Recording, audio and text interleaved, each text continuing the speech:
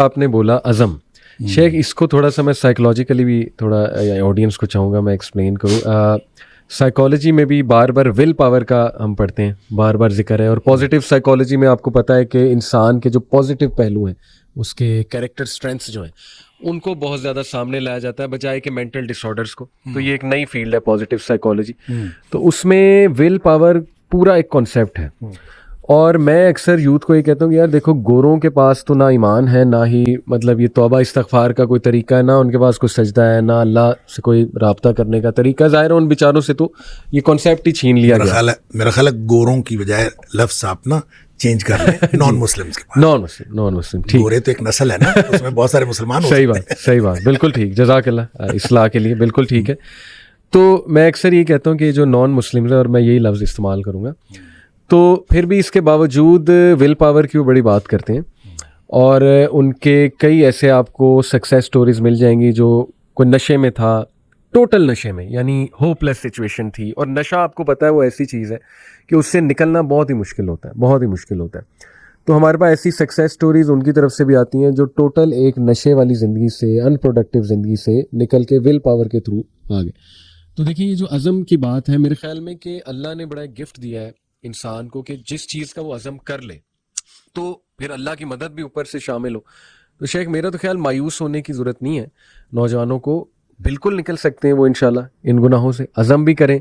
और जैसे आपने कहा कि क्वालिटी ऑफ तौबा बहुत मैटर करती है। देखें, ये जो आपने मायूस होने की बात की ना जी, इसमें मैं 3 बातें आपसे अर्ज करूँगा। सबसे पहली बात तो यह है कि सूरह ज़ुमर की एक आयत है जिसको मुफस्सिरीन का ख्याल ये है कि कुरान पाक की सबसे ज़्यादा उम्मीद अफजा आयत, यानी उससे बड़ी कोई उम्मीद अफजा आयत और हो नहीं सकती जितनी ये आयत। और वो क्या है? कुल या इबादी अल्लज़ीना असरफ़ू अला अनफुसिहिम, ए हबीब सल्लल्लाहु अलैहि वसल्लम मेरे बंदों से कह दीजिए जिन्होंने अपनी जानों पर जुल्म किया।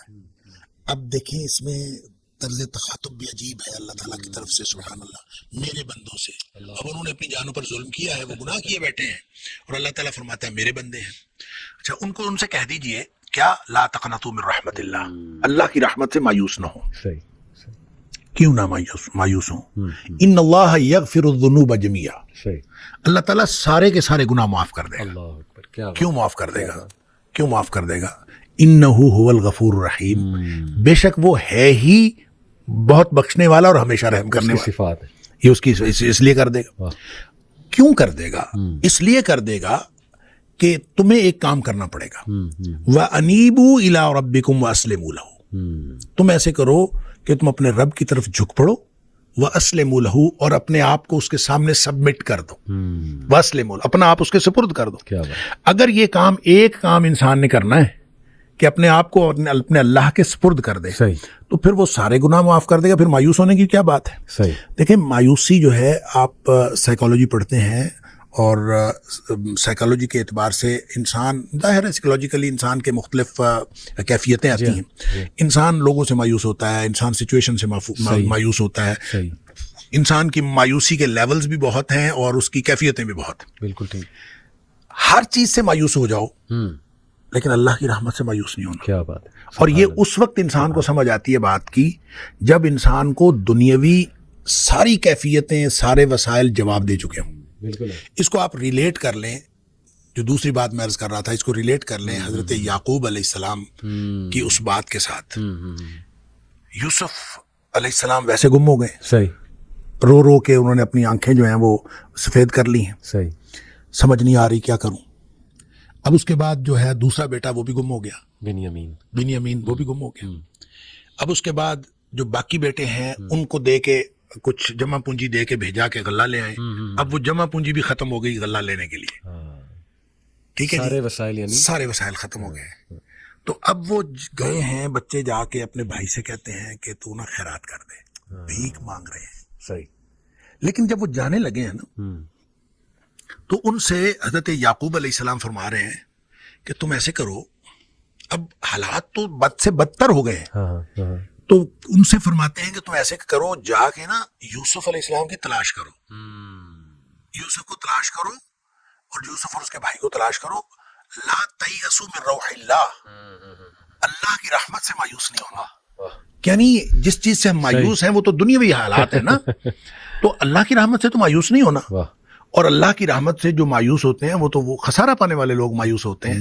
ہم تو اللہ کی رحمت سے مایوس، اور ان کو یہ سمجھا کے بھیجتے ہیں کہ اللہ کی رحمت سے مایوس نہیں ہونا. صحیح. کہنے کی بات یہ ہے کہ جب آپ مایوسیاں انسان کو ہر طرح سے، یہ اللہ کی رحمت سے مایوس نہیں ہونا، یہ اسی کی سمجھ میں بات آئے گی جس کو اللہ تعالیٰ نے ایمان نصیب کیا ہوگا. جس کو اللہ پر ایمان ہوگا اسی کی سمجھ میں بات آئے گی. دوسرے شخص کی سمجھ میں تو یہ بات نہیں آتی. بالکل صحیح. تو اس پر جب تک وہ اس کو اللہ تعالیٰ کی طرف سے وہ امید رکھتا ہے، صحیح، تو ہوپ کبھی ختم نہیں ہوتی. کیا بات، یعنی کیا بات. It's never too late. آپ جس مرحلے پر بھی ہیں، صحیح، آپ نے جتنے گناہ کر لیے ہیں، صحیح.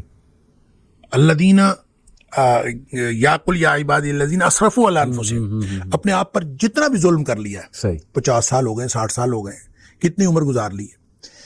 نبی پاک صلی اللہ علیہ وسلم فرمایا ان اللہ یقبل توبۃ العبد ما لم یغرغر.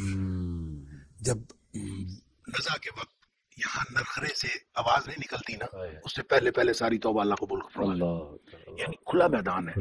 اور جب آپ نے توبہ کر لی اس وقت کہ پتہ کیا ہوگا، التائب من الذنب کمن لا ذنب لہ. اللہ اکبر. گناہ سے توبہ کرنے والا ایسا ہے جیسے اس نے گناہ کیا ہی نہیں. کیا بات. فوراً ہی کھاتا صاف، کلیئر. صحیح. اور گویا آپ زیرو سے سٹارٹ لے رہے ہیں.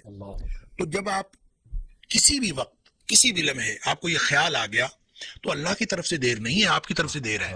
اللہ کی طرف سے تو ہر وقت وہ کھلا ہے معاملہ. بالکل صحیح. اب دیکھیں یہ جو توبہ ہے نا، یہ اتنا بڑا عمل ہے، یا یوں کہہ لیجئے کہ اتنا بڑا یہ استحقاق ہے، یہ پچھلی امتوں میں نہیں تھا. اور وہ واقعہ ہم پڑھتے ہیں حدیث کے اندر، بخاری شریف کے اندر یہ ہے واقعہ کہ وہ نبی پاک صلی اللہ علیہ وسلم نے بتایا کہ ایک شخص نے 99 قتل کیے تھے. جی ہاں. وہ کیا ڈھونڈ رہا تھا؟ صحیح.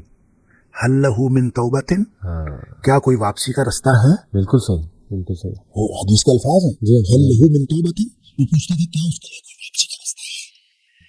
فدل علی راہب، کسی راہب کا پتہ کسی نے بتایا. اس نے راہب جا کے یہی پوچھا تھا، ہل لہ من توبۃ، کیا اس کے لیے واپسی کا رستہ ہے؟ تو وہ کہتا لا، تیرے لیے واپسی کا کوئی رستہ نہیں. اور اس نے اس کو اس لیے قتل کیا تھا کہ اس نے کہا تھا تیرے لیے واپسی کا رستہ کوئی نہیں ہے. تو فکمل بہ مئۃ، 100 پورے ہو گئے. اچھا 100 قتل کر کے، لیکن دل میں وہ جو ارج تھی نا، وہ پھر تڑپی، اور پھر وہ پوچھتا پھرتا تھا ہل لہ من توبۃ، کوئی ہے واپسی کا رستہ؟ صحیح. تو یہ پوچھتا پھرتا تھا کہ اس کے لیے واپسی کا کوئی رستہ ہے. تو پھر کسی عالم کا پتہ بتایا گیا. صحیح.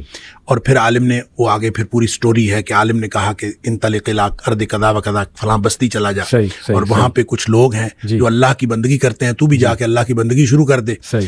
فاعبد اللہ معہم، تو جا کے اللہ کی بندگی ان کے ساتھ شروع کر دے، اور تیرے سارے گناہ معاف ہو جائیں گے.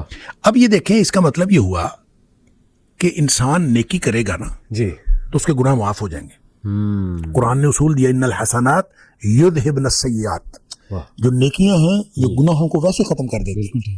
ایک شخص سے گناہ ہوا ہے، اب نیکیوں کا مطلب صرف نمازیں پڑھنا نہیں ہے، ساری عبادات ہے.